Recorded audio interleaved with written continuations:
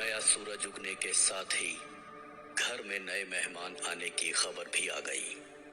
नाश्ते की टेबल पर मिसेस माथुर ने जो सीट खाली छोड़ी थी, अब वो पंडित बद्री नाम के एक नए गेस्ट ने अपना ली थी। पंडित बद्री भगवान में अटूट विश्वास रखने वाले एक खानदानी पुजारी सुबह की ट्रेन से सीधे होटल में रहने आ गए थे। 9 बजते ही आशु, राशि, रमा देवी और पंडित जी नाश्ते की टेबल पर बैठ बीती हुई रात के बारे में बातें करने लग गए थे। शुक्र है पंडित जी आप आ गए। मिसेस माथुर तो कैसी अजीब अजीब बातें बड़बड़ाने लग गई थी। मैं तो कह रही थी कि मेरा कमरा ले लो, मुझे भी रहकर देखना है रूम नंबर 3 में, पर नहीं, उन्हें तो होटल छोड़कर ही चैन मिला। और कुछ नहीं, उन्हें बस थोड़ी बहुत थकावट हुई होगी और इतनी सी बात का बतंगड़ बना दिया बेवजह। चलो अब कोई बात नहीं, रात गई बात गई।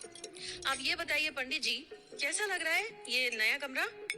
जी, कमरा तो बिल्कुल मन मोह लेने वाला है, पर मिसेस माथुर, ये मिसेस माथुर कौन है? मैं तो कभी नहीं मिला उससे।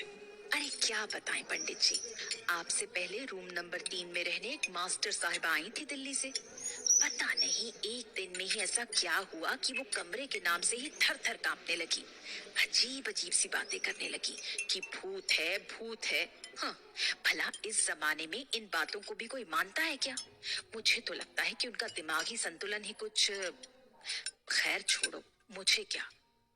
वैसे पंडित जी, मुझे आपसे इस सिलसिले में कुछ बात करनी थी।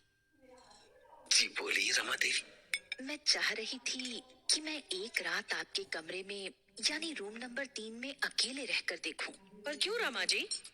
अरे क्या बताऊं राशि बेटा, उस दिन जब मैं मिसेस माथुर को शाम में मिलने गई थी तो वो अजीब अजीब सी बातें कर रही थी, जैसे उनकी रूम की दीवारों पर बने मोर के चित्र बार बार रंग बदल लेते हैं। क्या? सच? अरे सच में कह रही थी कि कभी कभी तो वो नीले मोर लाल रंग में बदल जाते हैं और कभी पीले में। पर मैंने तो उनकी बात पर बिल्कुल भरोसा नहीं किया। लेकिन एक बार देखने में क्या जाता है, मुझे एक दिन वैसे भी उस बड़े कमरे में रहना है। कितना सुंदर है वो। जी जी, बिल्कुल बिल्कुल।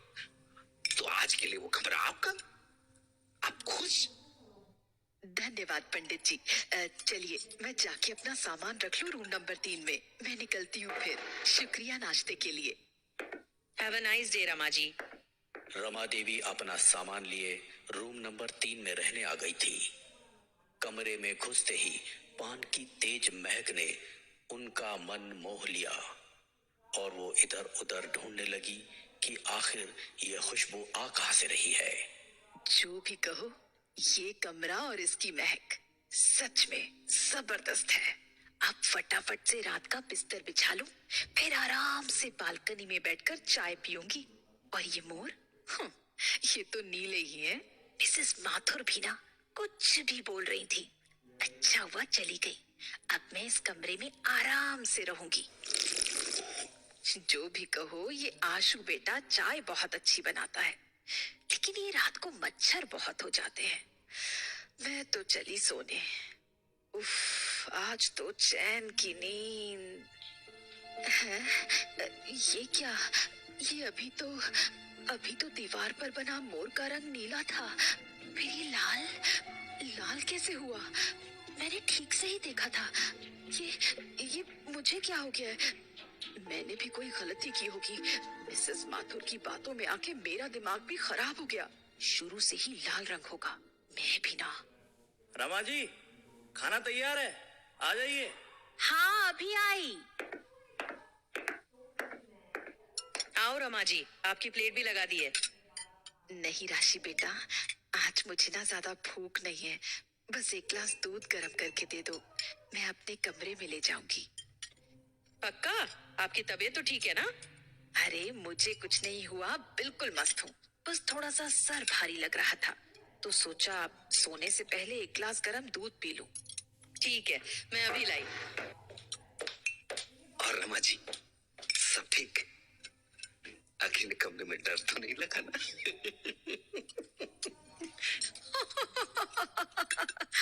अब भी क्या मजाक करते हैं पंडित जी। मैं किसी भूत प्रेत से नहीं घबराती। सब कुछ नॉर्मल ही तो है उस कमरे में। जी जी, बहुत बढ़िया, बहुत बढ़िया। ये लीजिए रमा जी, दूध। हाँ हाँ दे दो। ये बिल्कुल सही गर्म किया है तुमने। थैंक यू जी। अब मैं तो चली सोने। गुड नाइट जी।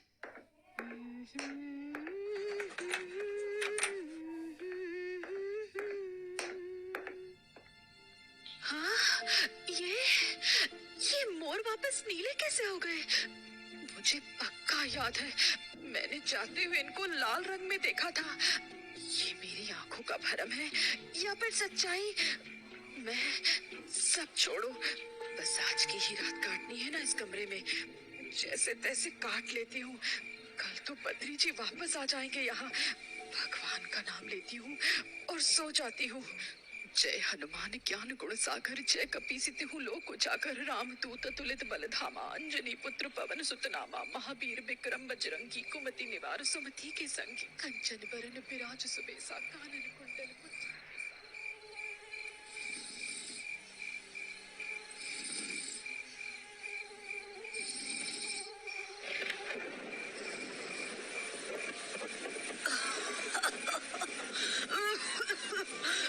ये क्या है? कौन है? मैं सपना तो नहीं देख रही थी। शुक्र है भगवान का, ऐसा डरावना सपना किसी को भी ना आए।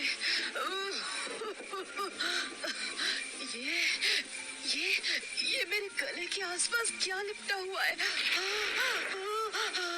स्कार्फ।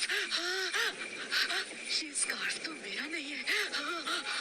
ये मेरे कमरे में कैसे आया? और सबसे बड़ी बात, मेरे गले पर किसने बांधा? गेट तो चेक करती हूँ। गेट तो लॉक्ड है। क्या गड़बड़ चल रही है ये? मैं सोने जा रही हूँ। हटाओ इस स्कार्फ को बेड से। पता नहीं किस मनुष्य का है।